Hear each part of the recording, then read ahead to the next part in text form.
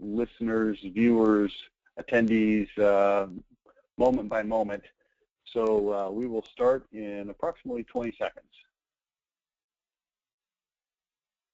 Thanks everybody for being with me today for our No BS webinar about SEO and pay-per-click. I didn't really know what else to call it besides the No BS webinar. You know, look, this is one of those topics that it just causes a lot of problems for probably not just this industry, probably for most business owners. You know, it's a tough thing. It's something that you know you need to do, that there was this promise of easy, cheap, free almost leads from the internet. Back in the old days, it was newspaper advertising and all this other kind of advertising, and it was direct response, and it worked great. And then the internet came along, and it was supposed to be this great windfall of leads, and it just hasn't really panned out.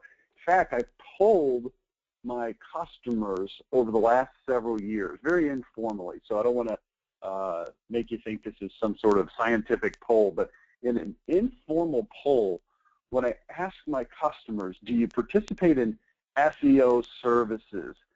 Now, over the last 5 years, the answer has grown. It used to be about 50-50. 50% were and 50% weren't. Now it's about 80-20. So about 20% don't, and about 80% do. But out of the 80% that do, if you ask them, are you getting good results? The answer is either a small percentage say yes, and a larger percentage just sort of shrug their shoulders and say, I don't really know. And if you ask them, what is the company doing, they sort of shrug their shoulders and say, I don't know. It's really kind of a weird situation. Pay-per-click is even worse. In pay-per-click, we've got situations where only about a third of remodeling contractors are actually participating in pay-per-click advertising, with the other 2/3 either not participating at all or having formerly participated and having had such a poor experience that they quit. And I want to tell you something, that is absolutely insane. Let's put this out there just at the beginning before we get going. If you're not participating in these two services, and if you don't know exactly what's happening, number one, somebody's lying to you, which is what we're going to cover today. And number two, it's a crying shame, because this really can be and should be one of the major drivers of business in your company, okay? So that's sort of the preface as we get going on this thing today. I do want to have a little bit of housekeeping before we get into the nuts and bolts and meat and potatoes of this webinar. I do want to stop down right now at the beginning, and I want to reach out and give a shout out to Market Sharp, who is our longtime sponsor for Monopolize Your Marketplace. In fact, some people, we've been together for so long, some people get us confused. Monopolize Your Marketplace, Market Sharp, we've had people call us Monopolize Your Market Sharp. We're two separate companies. Market Sharp offers contractor CRM solutions, as you see on your screen. But this is a fantastic company that helps you as a contractor to track your leads, your customers, go back and resell your customers, keep track of where your prospects are in the pipeline. And I'm going to turn the webinar over to Tim Mush from Market Sharp about halfway through, or maybe a little bit more than halfway through. And he's going to talk to you a little bit about Market Sharp. And if you're not currently a Market Sharp customer, it's something that you definitely are going to want to consider. But we've been associated and affiliated with Market Sharp. They've been our sponsor now for 10 full years, and it's been a fantastic relationship. And I'd like for you, if you were invited to this webinar via Market Sharp, which you probably were, do me a favor, and afterwards send a note via email over to Tim or Michelle or somebody over at Market Sharp, just letting them know that you appreciate them making these kinds of webinars available, because without our sponsors, we don't have a webinar today. So thanks to them. Now, I'm also going to give away 3 books. I wrote this book called Monopolize Your Marketplace. It's sort of the overarching marketing info. Every topic is covered in this book, not just pay-per-click and SEO, but every marketing topic is covered. I'm going to give 3 of these away, but you do have to be present to win, and I'm going to give them away at the end. It's kind of a little bribe to keep you on here until the end of the webinar, but hopefully the information is going to be powerful enough, interesting enough, and let me just be real honest with you. It's going to be disturbing enough that you're going to want to stick around and listen to it just out of sheer figuring out finally what this stuff is all about. I'm going to be real honest with you in this webinar. I'm not going to pull any punches. And I'm going to start by telling you what the goal of this webinar is. Okay, here's my goal of this webinar. My goal is to have you be so shocked and appalled at this industry called SEO and pay-per-click that you seriously question whatever it is that you're currently doing, or if you're not currently using these types of services, that you draw a conclusion that you immediately need to be participating, and I'm going to show you the best way to do it, okay? Now, let's start with this illustration on the screen.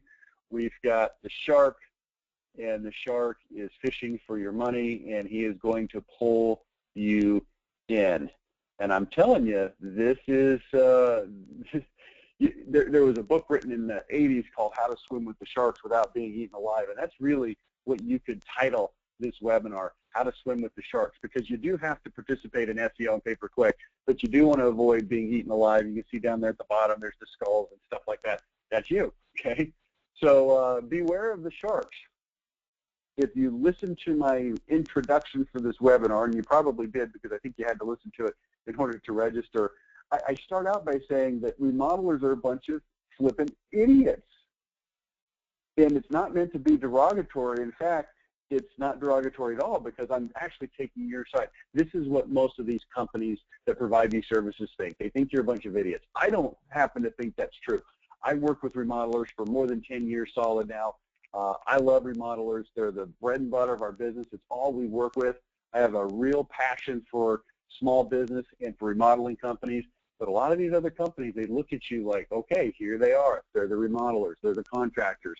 They're not that smart. They don't understand this stuff. And you know what? If you don't know what you need to know about this stuff, they're going to take advantage of you. They're going to take your money. They're going to sell you lies. Most of the time, the contractors really don't know how to evaluate the results. So the fact is, the sharks win. The sharks win. And this is sort of the payback webinar, okay? So let's talk about SEO and pay-per-click. Let's get into it here. Priority 1A. So I'm going to give you priority 1A and 1B. Priority 1A is search engine optimization, SEO. You want your company to come up on the first page when people search for relevant terms. That's just a quick definition. Here's what you need to know. It takes some time, it takes some know-how, and it takes some ongoing TLC. This is not something you just slap up there and it's done and you move on. And you've got to start now. When? Now. Why now? Because it does take some time for your website to rise in the rankings so you start getting those free, juicy leads. And if you start later, then it's just going to delay you by that much time. Priority 1B is pay-per-click advertising. It's a faster way to show up in search. In fact, if you start with pay-per-click advertising today, you can be receiving leads today, which is pretty cool if you think about it. You can buy as many leads as you're willing to pay for. Now, let's talk about pay-per-click budget. Now, we're going to talk about pay-per-click in the second half of this webinar, but I do want to just put this out there to you. I want you to understand, I work with a few very large companies that are contractors. I work with one company that does about $120 million a year in sales. I work with one that does about $70 million in sales. I work with one that does about $30 million in sales and another one that does about $18 or $20 million in sales. These are clients that I work with personally, that I've got a long relationship with, that I'm very involved with these companies. And I'm going to tell you something about these larger companies. They spend a tremendous amount of money on both search engine optimization and pay-per-click because they know that that's where their most cost-effective leads are coming from. In fact, the largest companies that I work with spend, some of them, over $100,000 a month on pay-per-click advertising. A $70 million company spends about $70,000 a month on pay-per-click advertising. Some of the other companies that aren't quite that large, they're in a little bit smaller markets, they're spending on average about $15,000 to $25,000 a month on pay-per-click advertising. Meanwhile, we look down at some of the smaller remodelers and they say, well, we don't do it. We don't have any budget for it, or we've done it and it doesn't work, and so we don't spend the money. And here's the reality. You are losing. You're losing leads. You're losing sales. And that's got to stop, and that's what we're here to talk about today. You have to start now, okay? So just to show you exactly what we're talking about, so there's no misunderstanding. Here's a Google page. I just Googled this morning, walk-in bathtub, Baton Rouge. Up here where it says ad, these are the pay-per-click ads. Over here on the right-hand side, these are also pay-per-click ads. And then over here, these are the organic search results, okay? And you can see them down there below the pay-per-click ads. And you can also see up here, Easy Bass LLC, this shows up as one of the, as a map for one of the top organic search results. So that's kind of what we're talking about here today. Let's talk about SEO lie number one. Now I'm going to give you about 7 or 8 or 9 lies here. And I'm going to give you some information about how to break through these lies and what you need to know. So the first lie is beware of the algorithm. You've probably heard this before, but Google has this algorithm and it's out there changing constantly, right? Google's algorithm changes all the time, therefore you never know what will make for good SEO. Pay me a bunch of money to navigate the waters for you, the sharks will tell you. The sharks are telling you, let me navigate these waters for you. Well, here's the truth. The algorithm is there primarily to catch cheaters. If you want to rank well in search, use the natural principles of SEO that are always going to work. So you don't have to worry about this algorithm. Now, it does change, and your SEO company needs to understand what the changes are, but the major things that you need to be doing to rank well in search won't ever change. Again, the algorithm is there to catch cheaters. Let me give you just a quick example. It's called black hat technique. This is a generic term for things that companies do to try to trick and cheat Google into thinking that they're a higher ranking, more worthy company than they are. So this is an obvious one, and nobody really does this anymore because it's so obvious, and Google has really cracked down on it, but it helps you understand, okay? Going back several years, here's what people would do. They know that Google likes keywords and wants to see these keywords on the page, and that tells Google here's what this page is about.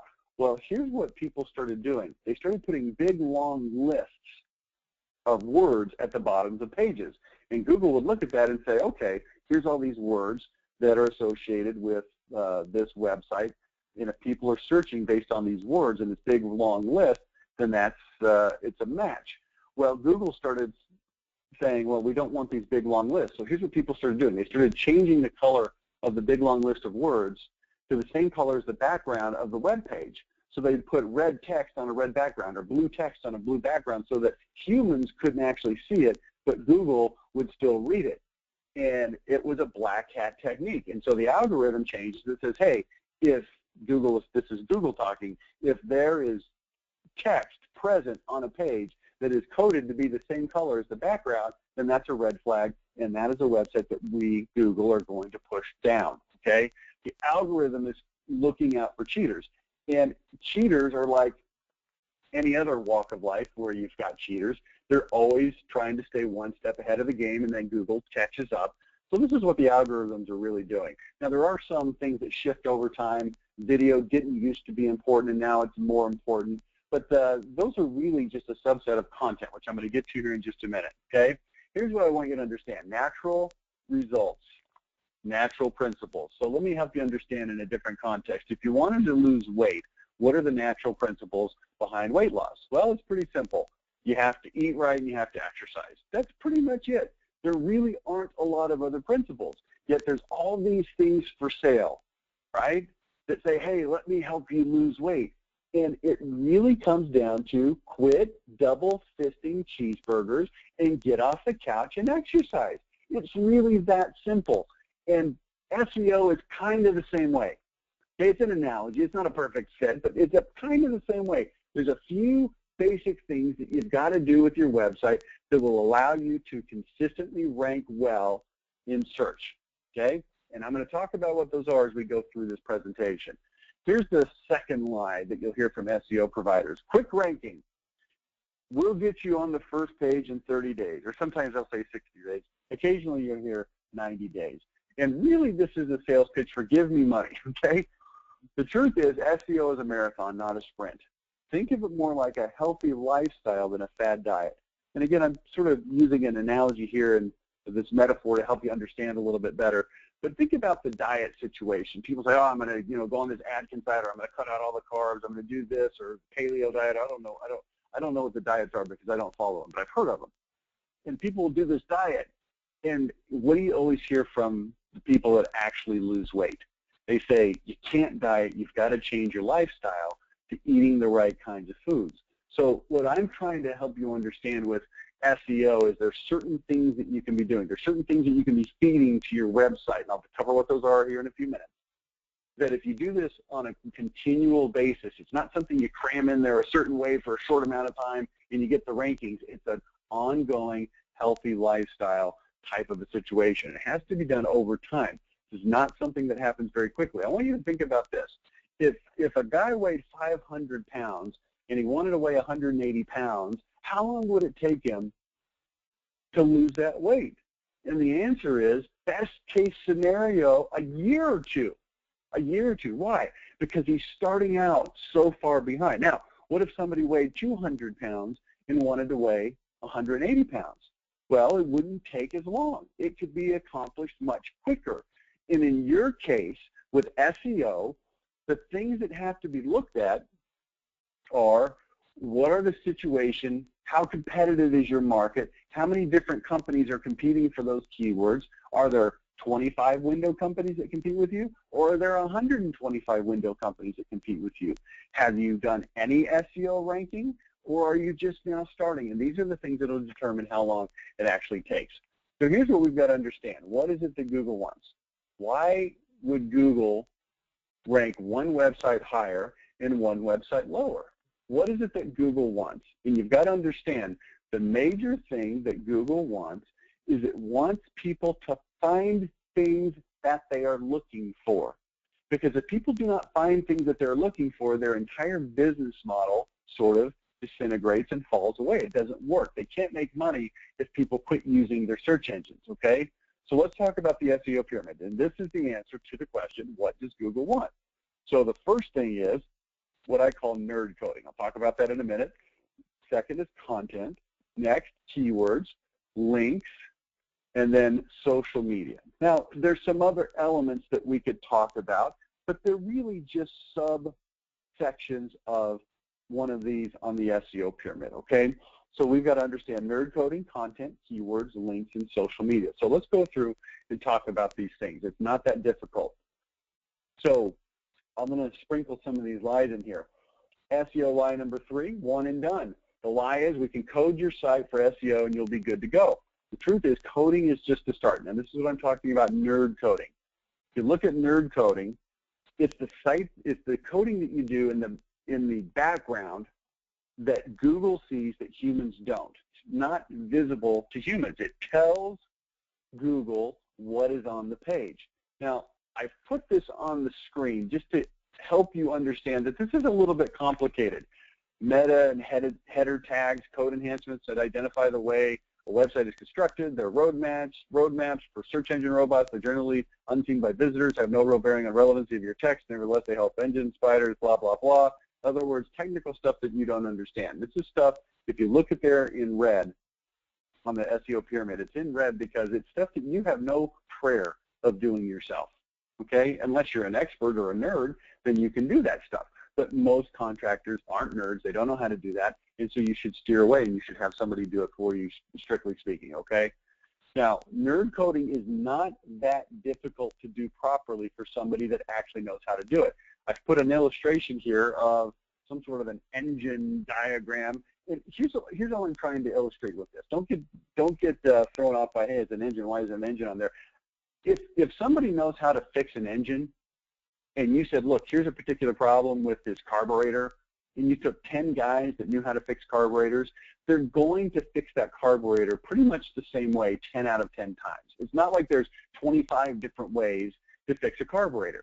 There's one way to do the job and to do it right. They would use pretty much the same tools, they would use pretty much the same parts, and they would go in and they would fix it the right way. Now, if you took somebody like me that knows nothing about engine repair and you said, here, fix the carburetor, I wouldn't know what tool, I wouldn't know how to do it, and it would be a disaster. But for SEO, if somebody understands nerd coding, it's done pretty much the same way for all the different types of companies, all the different providers that would do that. So from SEO company A, B, C, D, and E, they're all going to do it about the same way if they actually know how to do it. Now, you can't assume that an SEO company knows how to do it, but my point is simply this.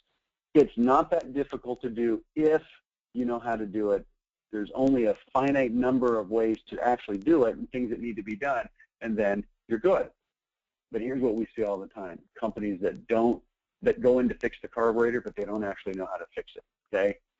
Well, let's move on from SEO nerd coding, and let's talk about content, because this is the real foundation. This is what you want your website to be full of, is great content. Your SEO foundation should be built on great content. The search engines are going to index everything that you put on your page. Search engines are going to come around and index your website periodically every week to 2 to 3 weeks, and they're going to see, okay, what's on this website, what's new on this website, what's different on this website, what's changed on this website, what's been updated on this website, and Google's going to come in and index it and say, okay, here's a new article. What is this article about? What are the keywords that are in this article? And it's going to start to create a profile on your website that it understands and indexes. Here's what people can expect to find if they go to this particular website. Okay, so we've got to continue to add fantastic content so that Google knows what you have on your website, who should be reading your website, and the more content you have, the more likely Google is to bring people to your website. Okay? You don't have to try to fool the search engine with fake content. This is an old trick. This is a trick that a lot of companies do. For instance, if you go out and you hire one of the cheapo SEO companies, they're probably going to be out of India, and they're probably going to create a bunch of crap articles that read like crap, that aren't even written in regular English, that Google is going to look at and say, okay, I can read some of these keywords, but when people go to read them, they're going to be terrible. You don't have to try to fool the search engines with fake content, okay? Create content that people will actually want to read. People want to forward it, link to it, post it. It'll educate them. It'll help them understand how to buy windows or remodeling or whatever it is that you sell, siding. Okay, here's some different kinds of content that you can create. First one, articles based on topics, which is keywords, that will help facilitate people making an informed decision about buying what you sell. Articles, okay? Next is blog posting. Really, a blog posting is just an informal article. Be creative, fun, interesting, observe it. Online reviews. This is a huge, important element. Online reviews are fantastic because they can be added on an ongoing basis. Now, we recommend that you use an automated automated is the wrong word, a third-party company that can help you aggregate these reviews and put them on your website. Because here's what we know. If you try to assign somebody in your company to reach out and get these reviews and then post them on your website, it just never happens. It needs to be done through a third party that specializes in this. And this is something that we can help you out with. I'll talk about that a little bit later. Next, galleries and descriptions, showing people on your website what you can do, showing pictures, case studies, etc., things like that. And videos. People love videos. Create them. People will visit your site often. And I'll show you some examples of a video in just a minute, okay?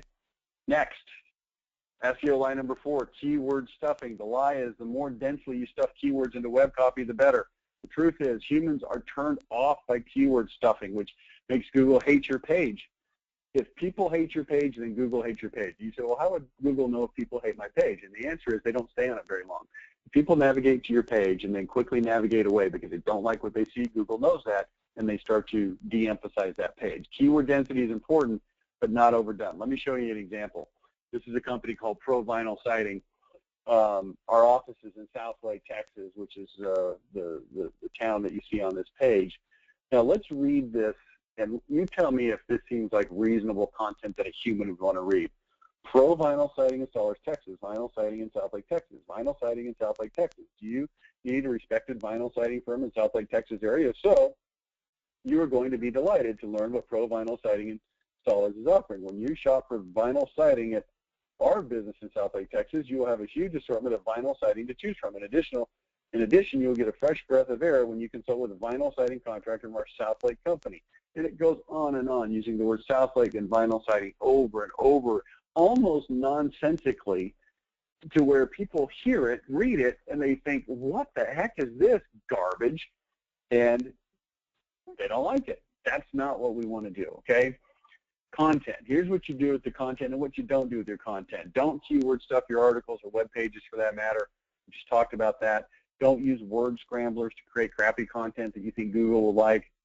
Don't copy articles from somewhere else. This is a big no-no, but it's really, really common in this industry.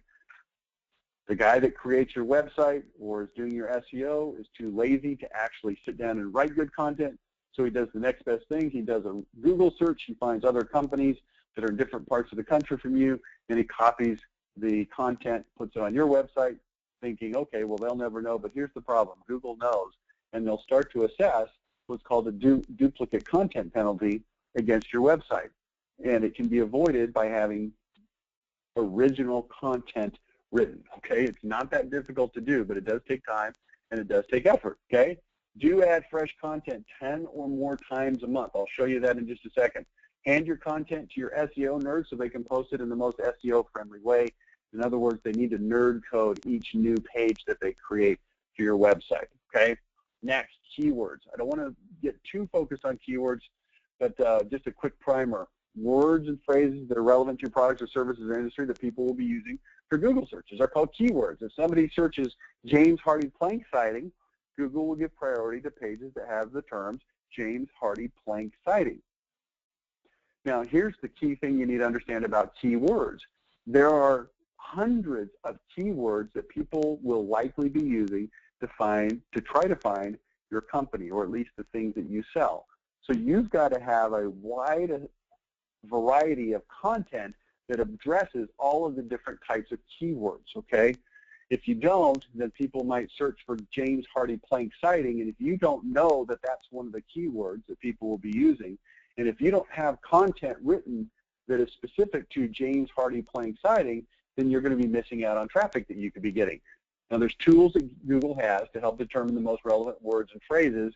This is something that should probably be left to your SEO nerds, okay, because they understand those tools, they can use those tools, and they can get the right keywords.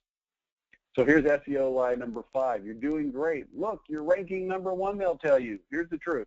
You're ranking number 1 for crap keywords or for your company name. Make sure the words that you are working on actually useful to generating leads and sales. So I'll give you an example of a common trick that SEO companies will do. They'll find keywords that are very, very obscure. In other words, let's say that you rank the top 100 keywords. And let's say that you sell vinyl siding. Well, clearly vinyl siding would be a very important keyword, and the word siding would be a very important keyword. And other variations of the words vinyl siding would be very important keywords. But let's say that they found in their research, using the tools that Google makes available, keywords that almost nobody is searching for.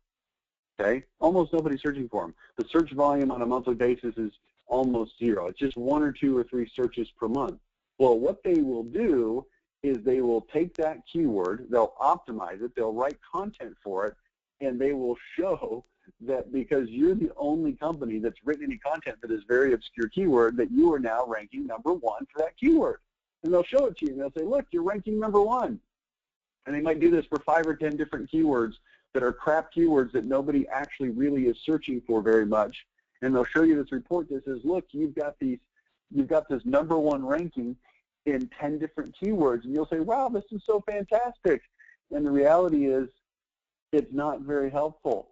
You're ranking number 1 for stuff that people don't care about. Or you will be ranking fantastic for your own company name. But think about it. If somebody goes to Google and your company name is All Star Siding, and somebody types in All Star Siding, I would hope that they would find your website because it's your website, and your SEO company is going to show you a report that says, look, for All Star Siding, we're ranking fantastic, and it's not a real indicator of how well you're really ranking on the broader keywords that are more important to your business. Now, I'm going to do a quick technical check here. I got a little noise on the line, and I'm going to take care of that. All right, that is taken care of. All right, so back to the lies. Keywords. Keywords are usually not words, they're usually phrases. Vinyl siding styles, vinyl shake siding, and so forth. You can see here on the screen types of vinyl siding colors. And these are the types of things that we're talking about in terms of making sure that we're optimizing your site for the various keywords that are actually important. If they're not actually important, then we're probably not that concerned about it, okay? And there are tools available. Again, this is something that really needs to be left to SEO experts. Now, let's talk about links. So we've got nerd coding, content, keywords, and you see towards the top there is links. Well, what do you mean links, Rich? Well, here's what I mean. Other websites that have links to your website. This illustration on the screen makes it pretty evident what I'm talking about. Other companies say, oh, okay, here's a link to your website. It could be, for instance, the Better Business Bureau has your site listed, your company listed, and they have a link that goes to your website. That's awesome. That is a link that has importance, because now what's going to happen is Google's going to look at that linking company, which is in this example, the Better Business Bureau, and it's going to do an analysis. Is this an important company that is relevant to this company that it's linking to, which is your company? And the answer is yes, it is important and it is relevant. So that's a good link. Another link that might be worthwhile for your company is any suppliers that you have. If you sell James Hardie Siding, James Hardie Siding's website, linking to your website would be a very important link. Maybe you've written blog postings for the local community newspaper, and the local community newspaper is now linking to your website. That's a good link, okay? This is what it means by linking. Google is going to look at the links coming into your website to determine how relevant and important your website is. Now, here's the SEO lie number 6 that is associated with this. Loads of links. The lie is adding links is the most important element in SEO. The truth is low-quality links don't help. In fact, they hurt. What you want is high-quality links. Now, here's something that you will see quite frequently. You go out and you hire an SEO company. They're low cost because you want the cheapest price, and you end up getting what you pay for. So here's what is very frequently the case. The companies are based out of India. They don't know how to write good English. So here's what they do. They'll get a couple of articles, and they'll go put these articles on low-quality websites around the internet, made-up websites that have really nothing to do with anything. They exist for the sole purpose of creating an article that links to your website, and they might do this 200, 300, 400 times. So now here's what happens. Google goes and looks at that and says, hey, look, there's 400 links coming into this website. That's pretty cool. And then it starts to look, well, what are the links from? And it finds that these web pages that are linking to your website are low-quality websites. They don't rank well. They don't have any importance. They're just not good websites. And Google says, why do you have, out of 400 links coming into your website, why do you have 395 of them are bogus, bullcrap, stupid, idiotic websites that have nothing to do with anything, and they're linking to you? And it's kind of like your birds of a feather flock together, right? So Google looks at it and says, well, all these websites suck, and they're linking to this website over here. It must suck too. And it pushes you down in the rankings.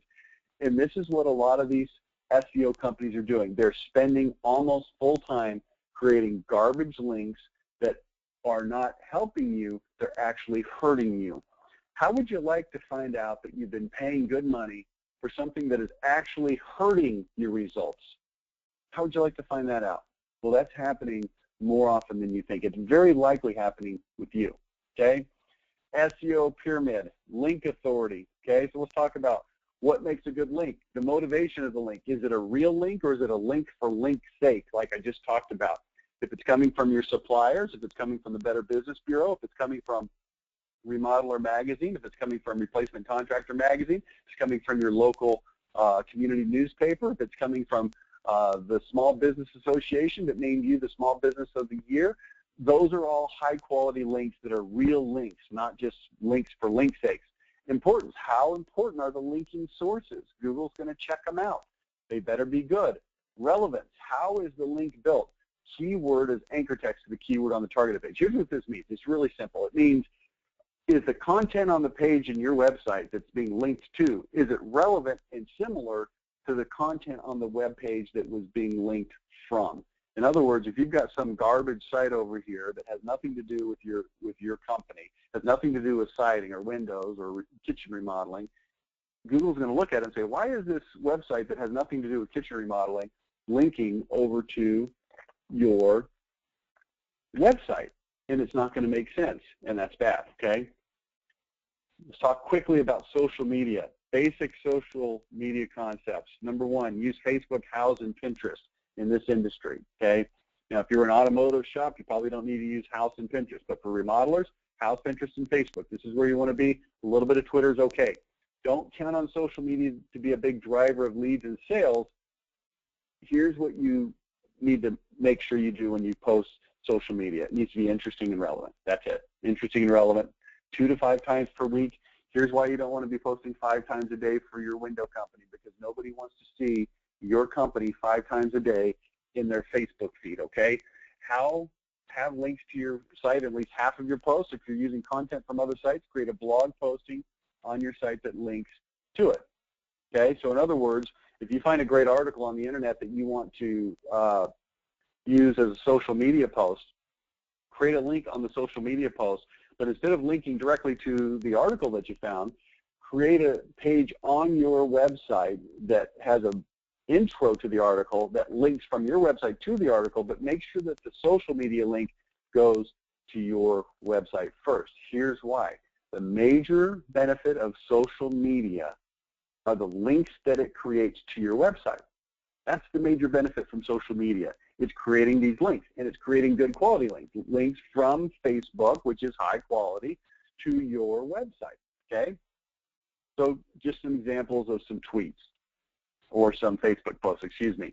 We want to finance your next $250 Macy's shopping spree. If you love Premier Windows, earning your Macy's gift card will be easy. Details here. Click, go to a web page. It has information about that contest. Special Facebook only sale today, 30% off any window, no minimum purchase required. Don't run sales like this very often on your Facebook feed, though. It'll start to annoy people. Make this something that you do sparingly. Our newest employee, Samantha Cook, has a very unusual talent. You won't believe this photo. Now, it's a curiosity approach, right? You want to see what it is. Maybe she's, got a hula hoop on and she's roller skating backwards, or, riding a horse while standing on her hands. Who knows? We made it. 21 years of business. Guess how many customers we've had and win a free iPad. To enter your guess, click here. Out of 1,700 contractors in DFW, 5 were listed on D Magazine's 2012 recommended list, and we were the only window company. So let's move on. SEO, the real deal. Here's what you've got to do. Number one, nerd code your website. Create good content, blogs, articles, reviews, videos. Make sure you're hitting keywords. Get good links to your site. This is just a review of what we just talked about. Social media for more links. Then, here's the key. What matters is volume, frequency, recency, and popularity. Let's go through a quick example here. There's 3 websites that were built at the same time in the same city for the same type of business. Let's call it a window company. We've got orange, blue, and green. These are all new companies that have websites that are all very similar in terms of content, number of pages, etc. So the first thing that happens is, from an SEO perspective, each of these websites comes in and nerd codes. That's what that symbol means. It's been nerd coded. This blue line going up and down, it might be green. I can't tell you. That's actually green. This represents Google coming in and indexing that web page, that website, and saying, okay, all of these websites have been nerd coded properly and all is well. So which of these websites is going to rank highest in Google? And the answer is they're going to be very, very close. Well, here's what happens after the first index. Google comes in and sees that there's a couple of articles on the orange website, a couple of articles on the blue website, and nothing on the green website. Okay, now, out of these 3 websites, which is Google going to rank the highest? And the answer is the ones that have the most recent content added. So then the next cycle, we've got a couple more posts. Now we've got some links that have been added. The blue website has added a couple articles but no links, and the green website has added nothing. So what is going to be the case? Answer, orange is going to rank highest. And then in the third cycle, we've got a couple more blog postings, we've got a couple more links. Oh, we've added a video, now we've got some reviews, we've got some social media, we've got a big important link. Maybe this is from a major daily newspaper in the area, wrote an article that links to your website. The blue company comes in, they add a couple of articles, they've also got some reviews, and the green company just has crickets chirping. They haven't done anything. You can start to see why volume, frequency, and recency are important, because these are elements that Google uses to see, hey, which of these websites is the most relevant from a search standpoint. Now, here's what our plan is. If this is your website, this is what we do at MYM. We nerd code your website, and then we add articles, 10 or 12 articles, links, videos, online reviews, social media posts, and we do that every single month. And here's what we do. We destroy the competition by simply outworking them. I'm going to take that off so you can see. We do all of this every single month. We post 5, 10, 15 articles, depending on what you're willing to pay for. It costs more money to do it this way. But here's what else it does. It works better. We simply outwork the competition. Okay, we do that every month. So here's SEO line number 7. It's cheap. We can do your SEO for cheap. Give us a couple $100 and you'll be in good shape. Here's the truth. If you want it done poorly, then do it cheap. Good SEO is going to cost about $600 to $1,500 a month.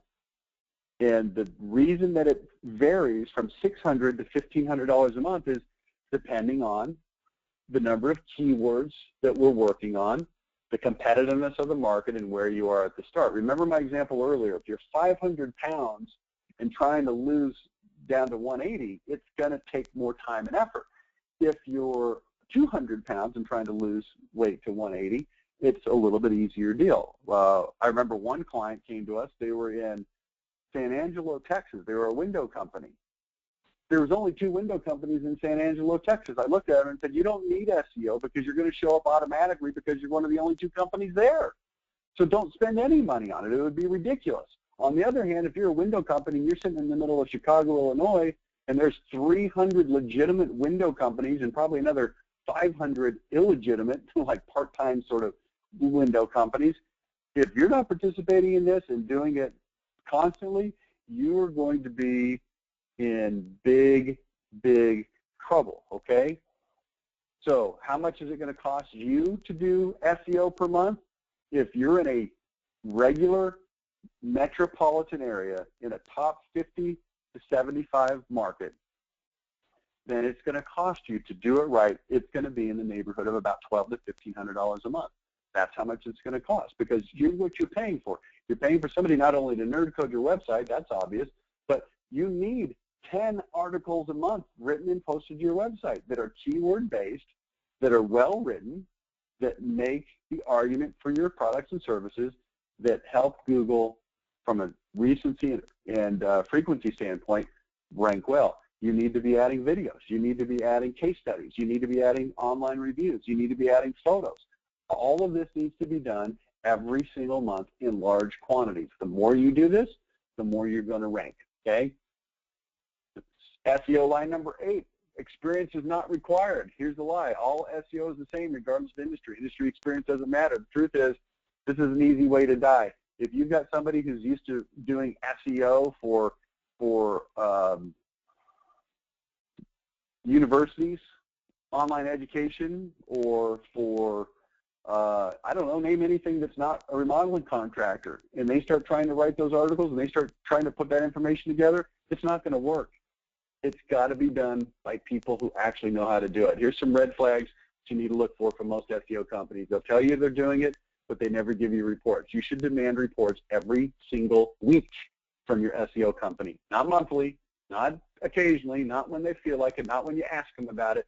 Every single week they should show up automatically. They should show you how you're ranking on relevant keywords. They should show you what they've done, what they're working on, etc. Okay? Some are going to use black hat techniques, get you in trouble with Google. Red flag, they don't understand real marketing. The content they create is manufactured to suit the keywords only. It doesn't make sense from a marketing standpoint. Also, they don't understand real remodeling. The content is created to suit the keywords. You want a company that understands marketing and remodeling and does it right. So here's SEO line number 9, and then we're going to have a little break here. We're going to talk to Tim over at Market Sharp. Page 1 is nirvana. Ranking on the first page is the ultimate goal. The truth is, no, it's not. Getting leads is the ultimate goal. Ranking first is not, ranking first doesn't matter if you don't get leads. To get leads, your website also has to convert. This is a company that contacted me, gosh, I guess it's been a couple years ago now, All Pro Windows. They said, hey, we just paid $17,000 to create this new website and to get 1 year of SEO services. And it's not working. We're not getting any leads. I said, well, how are you doing in search? They said, we're ranking first. I said, well, how are you doing in leads? They said, we're getting none. But if you look at this website, you can see that it's terrible. Here's what we've got. Get a price. You're asking people to get a price before they even know who you are, what you do, or why you're different or why you're better.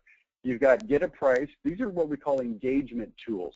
View our special offers, minimum payment plan, sign up for our newsletter, download our free brochure. And these offers and these engagement tools are okay, except when that's all people see and it's the only choice they have, they don't know who you are. Or why. It's like walking into a bar and asking a woman to come home to your apartment in the first 10 seconds of meeting her. It's stupid.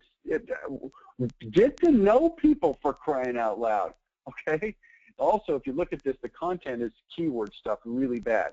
So when people try to read, they don't get any good information. So this is stuff that Google ranks pretty well, but it doesn't work well for humans. So you've got to balance this. You've got to have a good amount of data and articles and content that's written that Google will rank you well with, but it also has to make sense to humans, okay? Remember, natural success. If you're trying to lose weight, it's about diet and exercise. If you're trying to rank well in SEO, it's all about nerd coding, content, keywords, links, social media, okay? All right. Now we're going to give books away at the end, not right now. Let's do this. Let's hear from Market Sharp.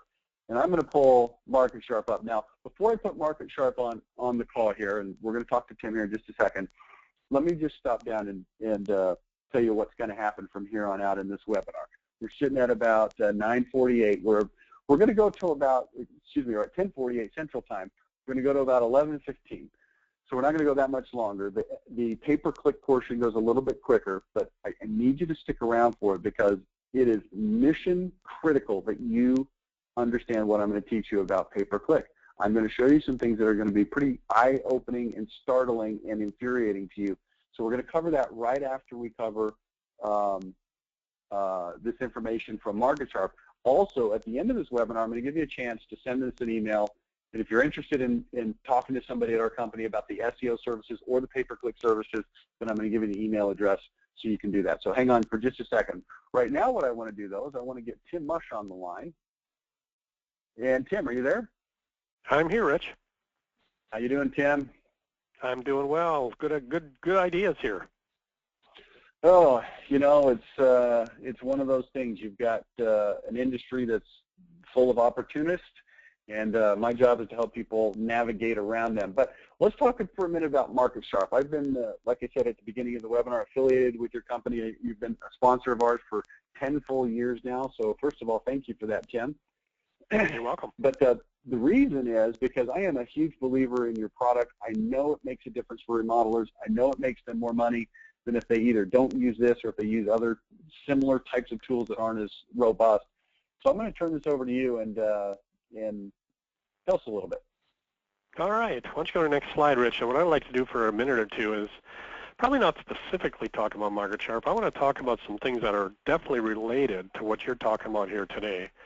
And essentially what I'm talking about is turning these lookers, these people that end up on your site and your SEO and pay-per-click is working, turning those lookers into buyers, because you kind of wound down a little bit ago with what really matters. And what that is getting leads and sales.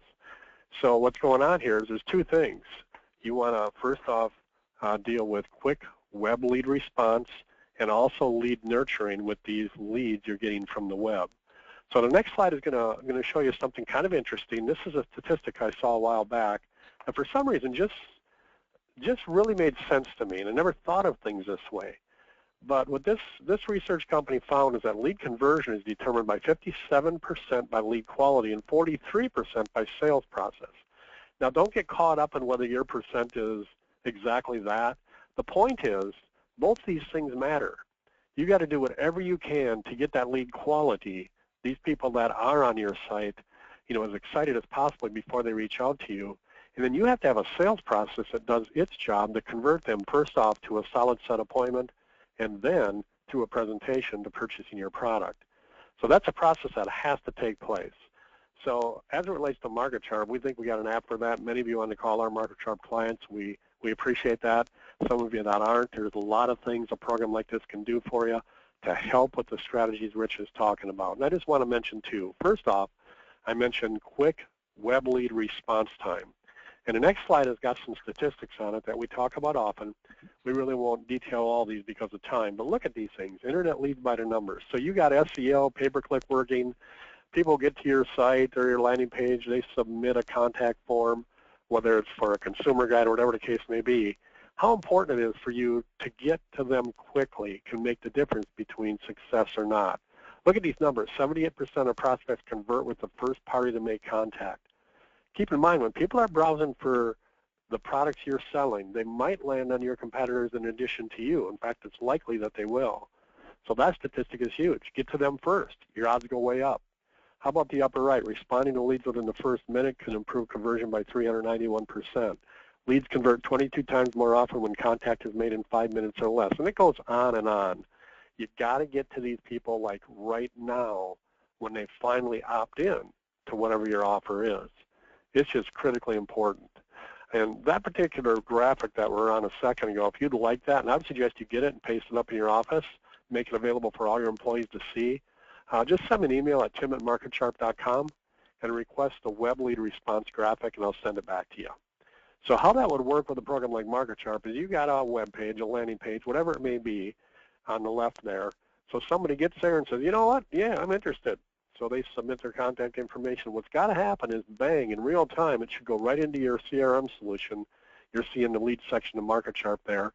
And that's all well and good, but what really has to happen next is your staff members have to be alerted, like right now, through a text message and an email of what just took place so they can get on the phone and convert that inquiry to a solid set appointment. And here's some examples of texts that go out to your employees in addition to emails. So very important. So let's talk about one more thing. Web lead response is critical, but how about lead nurturing? These people that are buying things nowadays, typically, in some cases, just start kind of digging around and kicking tires on the web, but they don't buy right away. So you might get them into your system, so to speak, and they don't necessarily convert to an appointment or convert to a sale right away.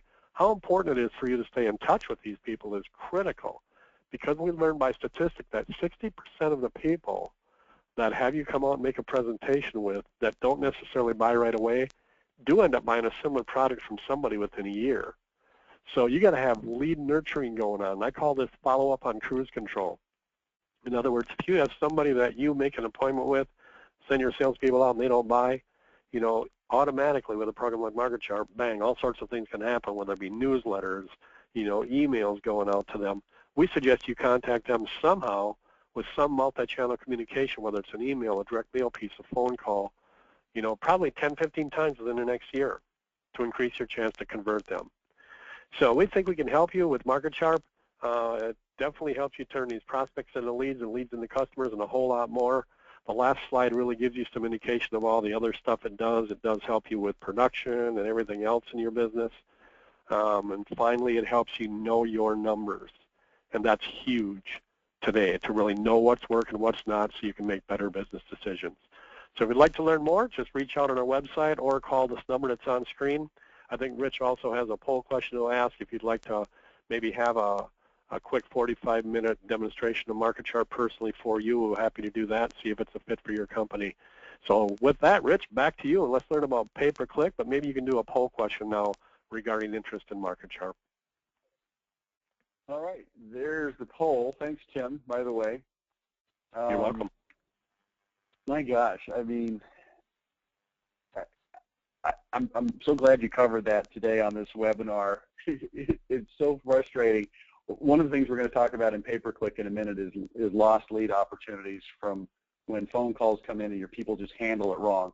So there's one issue, but this is even a bigger issue. It's called, you've got the lead, and if you don't follow up, we've talked about this before, Tim. We've actually done whole webinars on this issue of speed, and what a fantastic tool.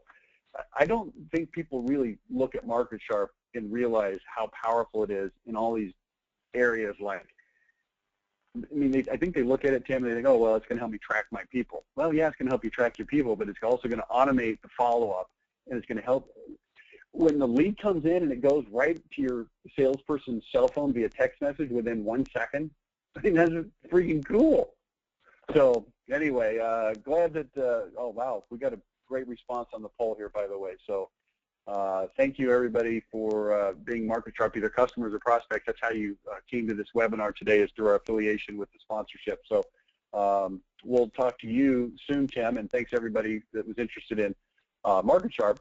I'm going to go ahead and close that poll now, and we're going to go ahead and move on to the pay-per-click portion of this webinar. And let's go ahead and do that now. Now, I showed you this slide earlier, and we're going to talk now about this part here, the ad parts, the pay-per-click. I mentioned this at the top of the webinar. We've got clients that are huge companies that are doing $120,000, $130,000 a month in pay-per-click advertising. We've got others that are not quite as big, doing $70,000, $80,000 a month. And then we looked at some of the smaller companies that are maybe $1 million, $2 million in sales, and they're either not doing any or they're doing very little. And I would suggest that you get involved with pay-per-click. Give this a chance. And I would spend, if I were you, here's my unvarnished advice, I would spend as much money as you possibly can on pay-per-click advertising, because it's going to be your most measurable, inexpensive, trackable lead that you're going to get in your entire business, okay? That's why you've got companies spending $135,000 a month on it. It's not because they're idiots or just because they have huge budgets. It's because it's working like crazy, okay? Pay-per-click overview is the fastest way to start generating web traffic. Do this in addition to SEO. It's not instead of or, you know, one of these things. It's do both of them together. Lead quality is just as good as SEO. There's some debate about this in some circles. I can show you over and over again, quality of leads is fantastic. And I'm going to show it to you right now. I'm going to show it to you in black and white. I'm actually going to show it to you in green. And you're going to see, hey, that lead quality is fantastic, okay? You will get some weird traffic, but don't worry about it. We're going to focus on the leads here, okay? It's a no-brainer way to get up and going and generate internet traffic right away. Get started right now, okay? Here's some of the rookie mistakes. People don't understand the basics of how it works. They don't have time to dedicate to it. They try to do it themselves. They think they can rank high by just bidding more than their rivals. They don't understand how to research the keywords. Their landing pages aren't consistent with their ads that they place. There's no good information on the landing page. You know, they don't write the ads right. These are all rookie mistakes that lead to people getting poor results, and they quit. And they say, well, it doesn't work. But it's not that it doesn't work, it's that you don't know how to do it properly. This is something. Here's what you've got to understand. Google is a multi-quadrillion-dollar company. AdWords is a massive industry. And the fact that you haven't figured out how to make it work is more an indictment of you and figuring out how to make it work than it is of Google and the AdWords industry, okay? So I'm not going to go into this in a lot of detail. I don't want to bog you down with technical data. I'm going to get to some of the lies of the industry. But there are rules that Google uses to determine where an ad appears, how much the ad costs, and what you can expect in terms of results, okay? And it has to do with the click-through rate, the landing page itself, the historical performance, relevance factors, ad relevancy, keyword relevancy. All of that is a fancy way of saying this, okay? It creates what's called a quality score. And here's what it means. If you look at Ernie down here, and he's trying to find rubber duckies, if he searches for rubber duckies and sees an ad that says buy rubber duckies, it better be a website that actually has rubber duckies for sale, okay? This is what quality score really is talking about, making sure that what people are looking for is what they're finding so that they can buy it. And if you're not expert at writing these ads, understanding the factors that go into this, you're going to mess this up, and your ads are either not going to appear or they're going to cost too much money, and it's not going to be a good investment, okay? So let's talk about the pay-per-click lies. The first lie is any budget will do. Give us $500 to start. The truth is, if you don't spend the money, it's not going to work. Minimum monthly budget should be a couple $1,000s. Maybe $1,500 would be the minimum. But if you've got $500, and you go to the newspaper, what are you going to get for that? Nothing. If you go to the radio station with $500, what are you going to get for that? Not a lot. If you go to pay-per-click with $500, what are you going to get for that? Not a lot. Here's what you need to do. You need to talk with an expert. We can help you with this.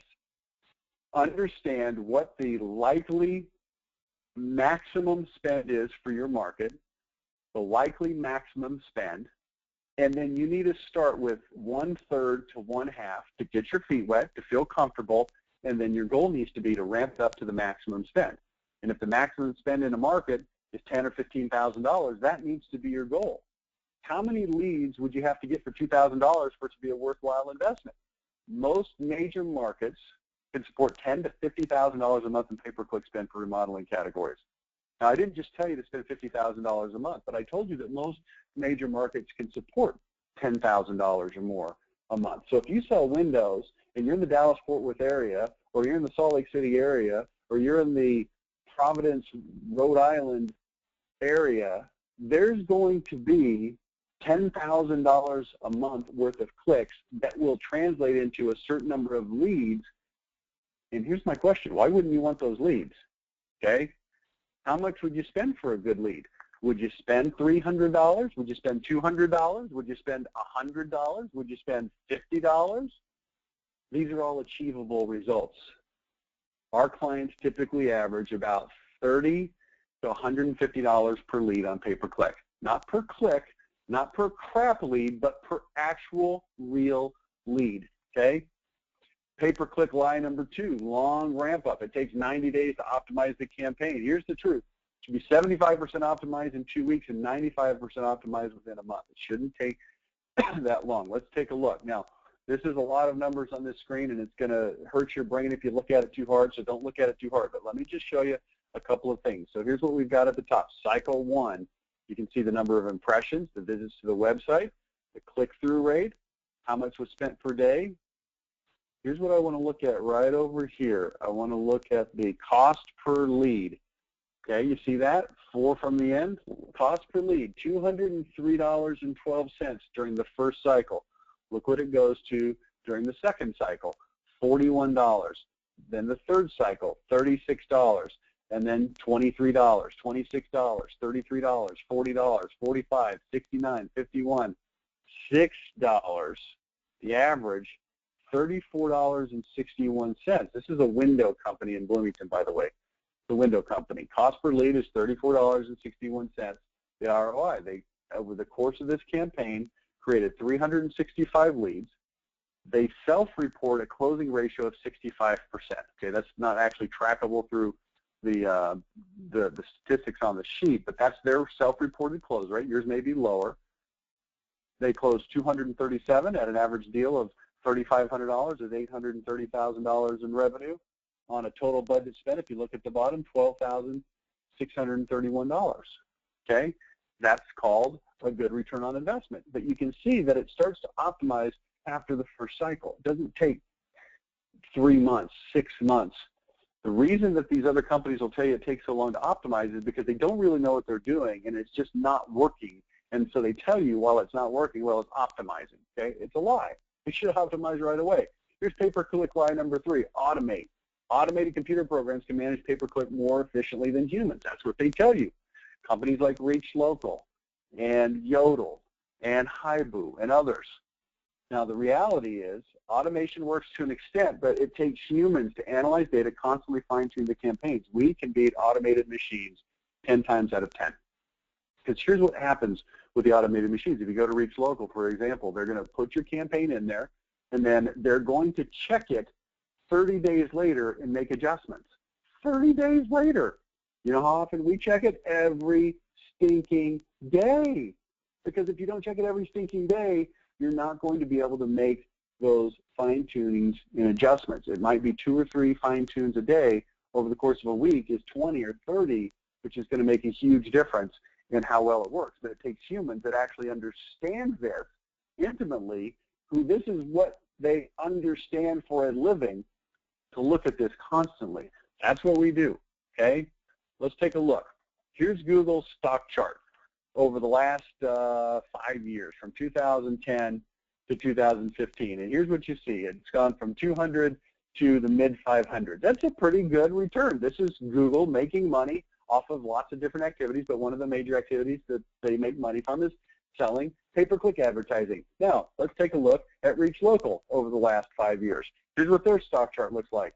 They started out in the 15 range, spiked up to 25, and now they sell at $3.03. Why are they going down they're going down by 5 times or more during the same time when Google is doubling and tripling? Why is that? And then you take Haibu. This is an England. They're in the England. I don't know what their stock exchange is called, but this is a company that over the last 5 years has gone from over $20 a share to nothing. It's delisted. They don't even trade anymore. Why? Because these types of programs, here's what they're trying to do. They're trying to use computer technology to manage a high volume of client accounts, and it just doesn't work if you don't have people who know what they're doing looking at them. And that's why these companies churn through their clients. They turn them over. This is why we have fully 2/3 of remodeling contractors say, well, I don't do pay-per-click. I tried it and it doesn't work. Because you were hooked up to some of these jokers and it didn't work and it wasn't a good investment, and so you quit. But here's what you really need to look at. Look what's happening with Google, up. Look what's happening with these guys, down, and down to nothing in some cases, okay? Here's pay-per-click lie number 4, inflated numbers. Here's the lie. Look at all these cheap leads you're getting. Here's the truth. Are they really leads? Are the calls leads, or are they noise? Now, I'm going to go off my presentation here for just a second, if I can find my mouse. Whoops. Well, let's look at this one also, then we'll do that. Clicks are king is line number 5. Measure success in pay-per-click by the number of clicks you get and the cost per click. The truth is, measure success by the number of leads you get and the cost per sale. Okay, your pay-per-click provider should show you exactly what you're getting. Make sure you're using live chat as well. Now, let me just show you a couple things here. Okay, let's go over here. First of all, live chat. So this is a website for Jericho. This is one of our clients. And I want to show you this down here. It's live chat. You see it here at the bottom left-hand corner. Live representative available. Hello, my name is Ben. How may I assist you? Powered by MYF. And if you want to go on here, you can start a chat. I probably shouldn't do this because, well, it actually doesn't matter. So you come on here, you wait for it, and you come on here and you say, hello, thanks for contacting Jericho. My name is Ben. May I have your name? And I'll type in my name, Rich Harshaw. And they are then going to ask me for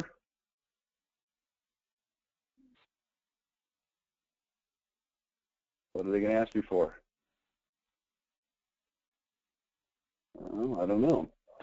I am with a local radio station. I would like to speak to somebody about your advertising.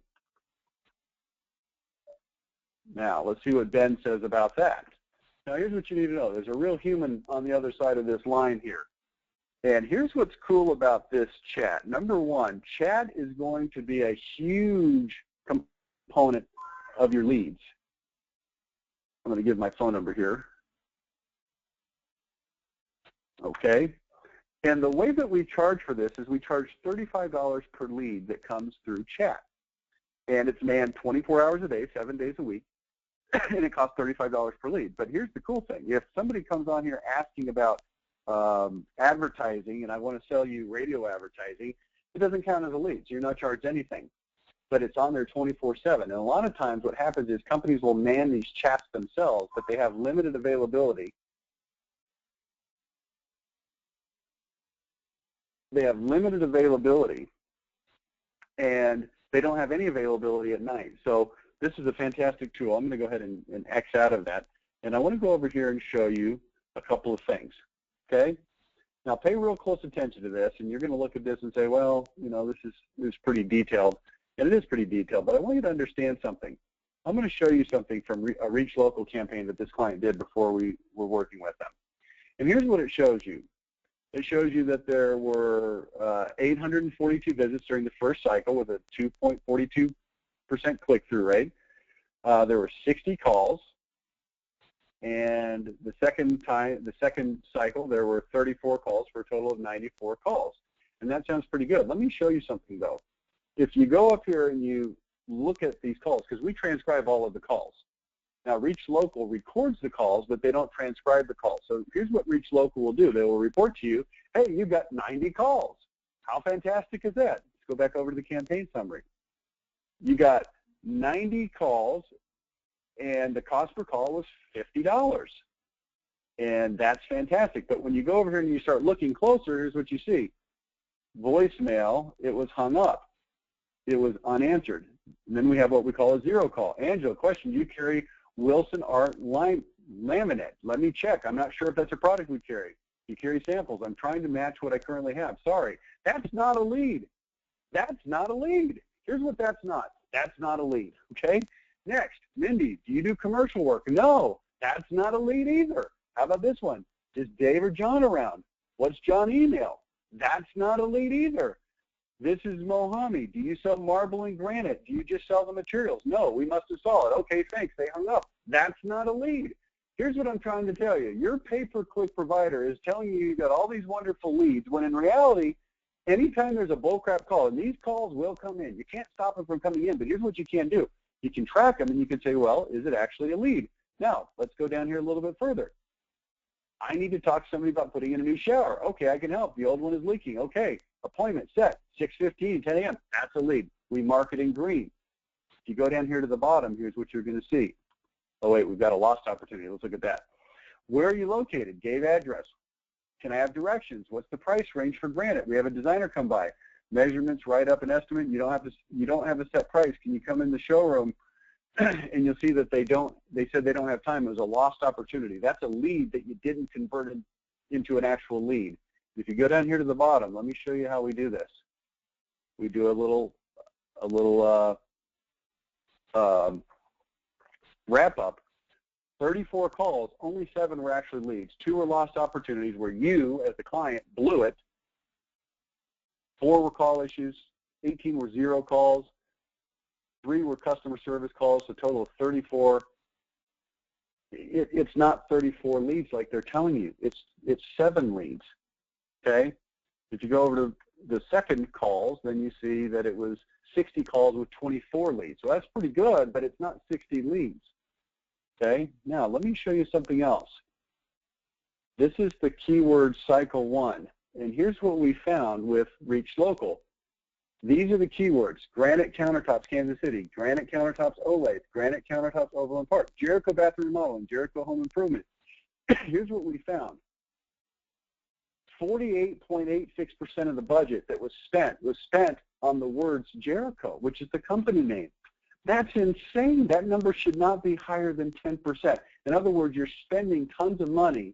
You're spending half of your budget for people that were looking for you specifically anyway, that they would have found you on normal search. Now, we want to make sure that we serve ads to those people, but we want to pay very little money for those leads, and we want it to be a very small percentage of the overall leads. But here's what Reach Local is telling us. Hey, look, you got all these calls, you got all these leads, when in fact, most of them were actually not leads. They were just calls, and most of the budget was spent on stuff that was our company name. Okay, so now, and by the way, Reach Local offers no chat, so there's no opportunity for people to contact you via chat. So then we go over to cycle 1 with the MYM version of this, and here's what we find. Cycle summary. Cycle 1, this just very, very recently started. 13 total calls, 2 were leads, 4 were chat calls, 2 lost opportunities, 2 call issues, and here's what we come down here and find. On actual real leads, we had 2 calls for that were what we call rev calls. They were actual leads that can generate revenue. 13 web events. People filled out a form. That's 15 plus 22 chat leads. Now this is interesting. 22 chat leads. These are people that contact us via chat on the website. For a total of 37 leads, the cost per lead $41.47. Let's look at the chat log. And these are all shown in detail. It shows who the person was, what their phone number is, what their email address is, and what they wanted, whether it was a sales or an other. We're a family that lives in our home. Can you tell me, should we go to granite, quartz, or silestone? I don't know what that means. But it wasn't actually a lead, so it's not counted as a lead. Here's what you should expect out of your pay-per-click company: detailed reporting that shows exactly how much money you're spending, how many actual leads you're getting, okay? 27 appointments, 35% close rate, 9 closes, average deal is $11,000 for a 7,000% return on investment on a $1,500 spend. Now, this is very, very early in this campaign. This company now spends 5 figures per month in online pay-per-click because it works so well. But with Reach Local, we see that the average number of appointments was just 7 instead of 27 on more money spent. It's just not as good of investment, okay? So let's go back over here. Measure success in pay-per-click by the number of clicks you get and the cost per click. That's the lie. The truth is, measure it by the leads you get and the cost per sale. You should know exactly what you're getting. You should see how many chat leads you're getting. You should see how many phone leads. Every single phone lead should not only be recorded, it should be transcribed, and it should be coded. We code them in green so you can see when it's a lead. And you can also see all the ones that were not leads, okay? This is called accountable pay-per-click marketing, okay? And then also make sure that you use live chat. So that's the webinar I have for you today. Something for you to think about.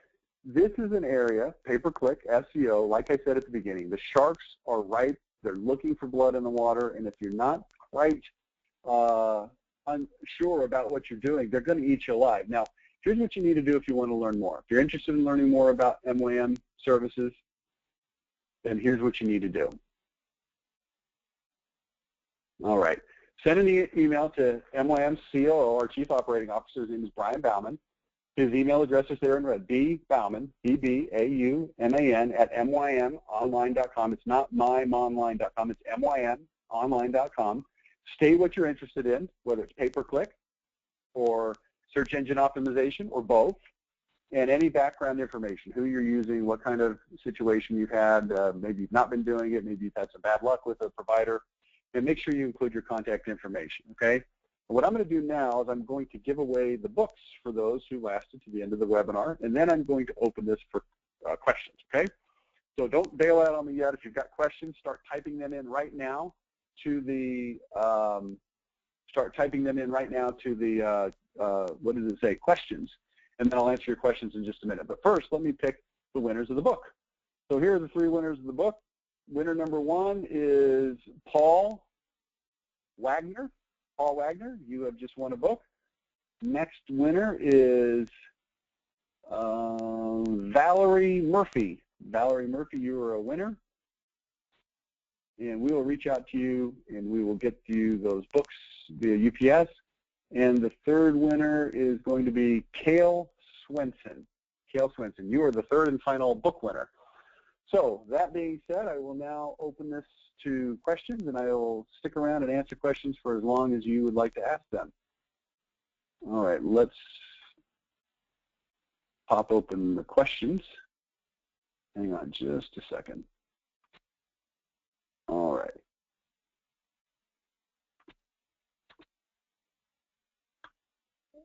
All right, I'm going to make this a little bit bigger, and then we'll start answering the questions.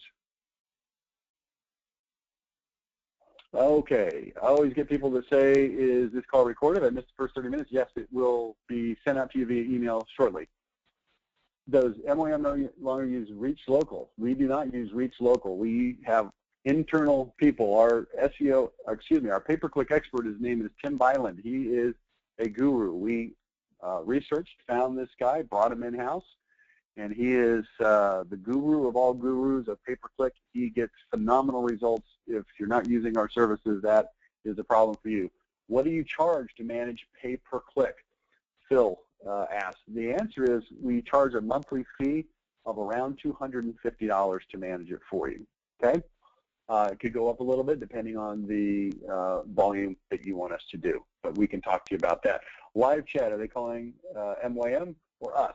So here's how live chat works. So we're going to put the chat on there. You'll see on the example I showed you, it's powered by MYM. Those are our people that are actually taking those chats. They're trained. They're American. They're not in India or anything like that.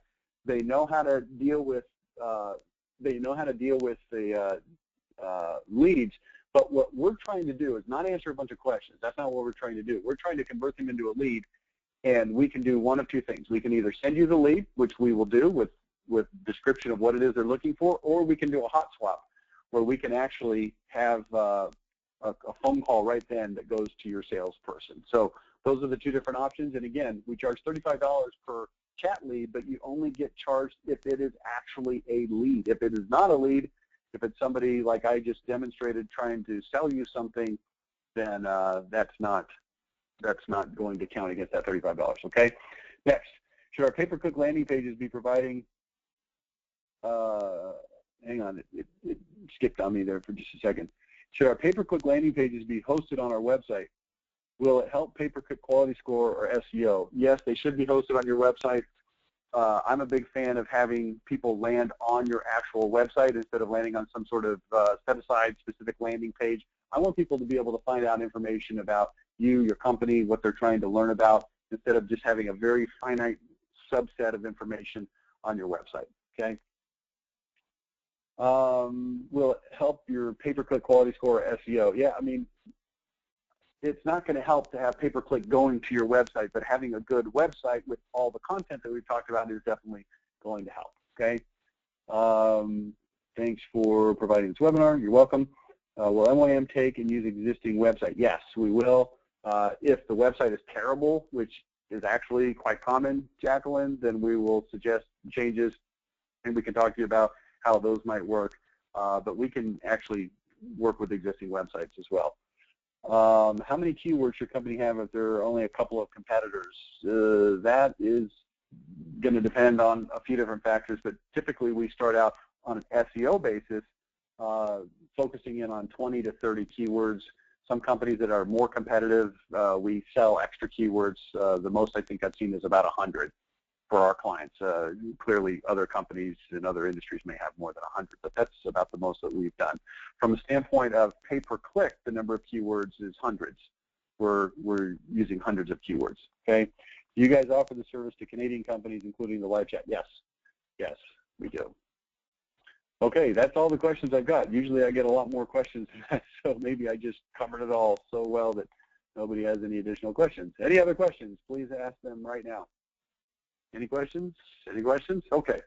Is there a general cost per lead you've observed? Is there a standard? Yes, the cost per lead ranges from about $30 to about $150. And it's going to depend on how competitive the market is. It's going to depend on how much we have to pay for the keywords. Okay, some keywords are going to cost more money, therefore the cost per lead is going to go up. But about the highest we've seen is about $150 for lead, which I think for most people they would consider that to be pretty fantastic. Of course, if the lead comes in on chat, then it's actually much less. Can you clarify how revenue is traced back to pay-per-click spend versus something else? Yes, because we know exactly where those leads come from on pay-per-click, and so we can track that pay-per-click lead all the way through to a sale. Now, in the numbers that I showed, that was not actual sales from actual pay-per-click leads. That was an estimate based on the company's reported closing ratio and the company's reported average sale amount. Okay, so it's an estimation tool. Now, you very easily could take the actual sales that you get and track it back to the actual pay-per-click leads, and you could compute those numbers as well. It's all the information is available.